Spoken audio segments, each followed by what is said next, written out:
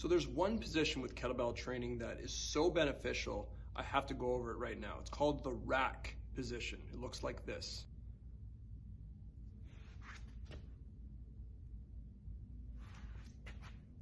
There are so many options once you have the kettlebell in a proper rack position.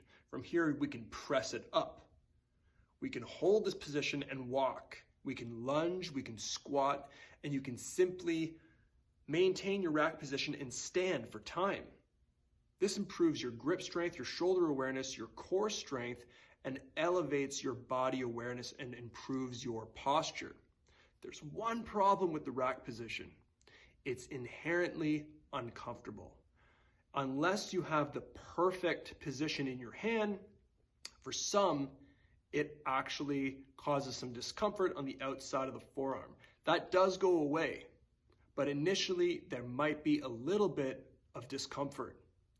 It's well worth your efforts because kettlebell training is used in health and fitness, in physiotherapy, and strength and conditioning. It is a great tool. I'll show you some subtleties with the rack position and I'll give you some pointers if you are having some discomfort.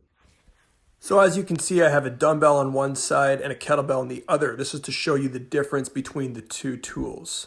The kettlebell is much more secure. You can see my wrist is completely straight. Typically with the dumbbell, what happens is the wrist gets cranked back and gets your shoulder in a compromised position. The offset weight is proven to be better for your shoulders, safer on the wrists, and a more optimal lift.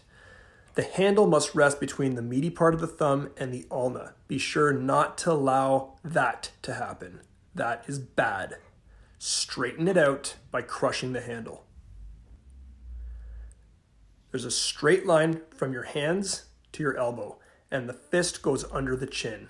That is the proper rack position, not as shown. Right beside the body. The rack position is critical for when we do the clean as shown. Now, to show you the demonstration of what I described earlier, standing plank, great for the grip. The military press, great for the upper body. Squatting with the offset weight, lunging as described earlier. So if you're having trouble with the kettlebell rack position, you just find it uncomfortable, you have a couple options.